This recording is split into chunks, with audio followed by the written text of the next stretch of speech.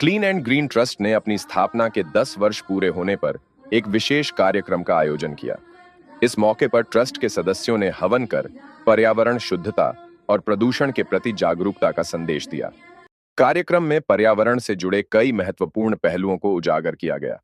Trust ने पर्यावरण संरक्षण की दिशा में बेहतर कार्य करने वालों को सम्मानित किया और अपनी 10 वर्षों की उपलब्धियों को साझा किया।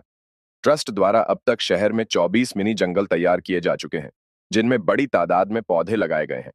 इसके साथ ही ट्रस्ट का बर्तन बैंक भी लगातार प्लास्टिक और डिस्पोजल उपयोग कम करने का संदेश देता रहा है। ट्रस्ट के सदस्य लगातार पौधारोपण कर और स्कूलों में जाकर बच्चों को पर्यावरण संरक्षण का महत्व समझाते रहे हैं। इस अवसर पर पर्यावरण के क्षेत्र में सराहनीय कार्य करने वाले दलबीर सिंह देशवाल, रिटायर्ड एसडीओ मुकेश कुमार, प्रेम प्रकाश, सुशील अग्रवाल, सतबीर रेडू, पूर्व पार्षद वजीर राठी, राष्ट्र देवी, राजबाला, युजवेंद्र सिंह, विजयपाल, राजबीर, कुलबीर, विवान विराज और शिवकांत सहित कई लोगों को सम्मानित किया गया।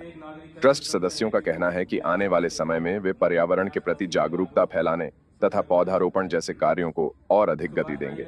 संस्था की मैं काम बताऊं तो शायद मतलब आप लोगों को रिफ्लेक्ट हो चुका होगा जो हमने काम किया। सुभाष जी ने बताया, हमने कुछ जंगल क्रिएट करे हैं, पेड़ लगाए हैं, सफाई व्यवस्था में ध्यान दिया है। बर्तन बैंक एक बहुत अच्छा कंसेप्ट है। कितना कार्बन क्रेडिट हम इकट्ठा करते हैं आप इमेजिन नहीं कर सकते।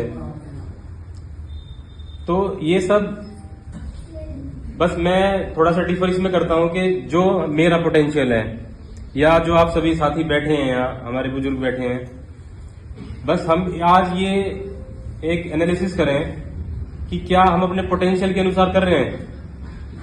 जो परमपिता परमात्मा ने हमारे को जो एबिलिटीज दी हैं उतना हम कर रहे हैं क्या। मैं आज डॉक्टर बना हूं, सचिन भाई सीए बने हैं, इंजीनियर्स बने हैं लोग, कोई आर्मी में है, प्रदीप भाई मेट्रो में है। वो हमारे जीवन का उद्देश्य नहीं है। हम बड़े हुए, शादी हुई, पैसा कमाया, फिर हमारी मृत्यु हो जाएगी, वो हमारा पैशन नहीं है। It is something else. जो क्लीन एंड ग्रीन संस्था का हर सदस्य कर रहा है वो सब अपने अपने, किसी से हम कोई सहायता नहीं लेते। जो हमारी कार्यशैली को देख के हमसे प्रभावित होकर काम, जो हमें कुछ फंड देते हैं उनका हम आदर करते हैं, धन्यवाद करते हैं। लेकिन हमारी पॉलिसी में नहीं है कि हम फंड्स लें किसी से। तो जो सब हम कैपेबल हैं अपने अपने प्रोफेशन में, अपनी सैलरी सभी की आती है, हम सब काम करते हैं। लेकिन क्योंकि वो पैशन है हम सभी का, वो हमारा मीनिंग ऑफ लाइफ है। और ऐसे में आप सभी का भी है।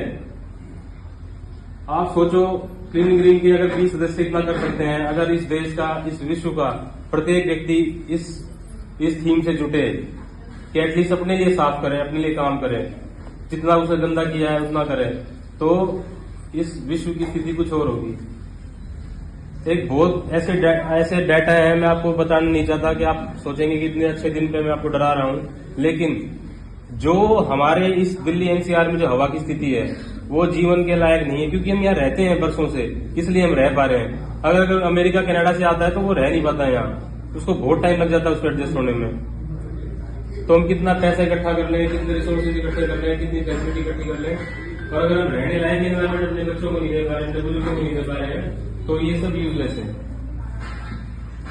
तो ये बहुत बड़ी बहस है। मेरी आपसे रिक्वेस्ट है कि सब अपने अपने पोटेंशियल, अपनी कैपेबिलिटी जो परमात्मा ने हमें दिया है उसके अनुसार थोड़ा सा पर्यावरण को भी दें। अपने लिए दें, पर्यावरण के लिए नहीं दें।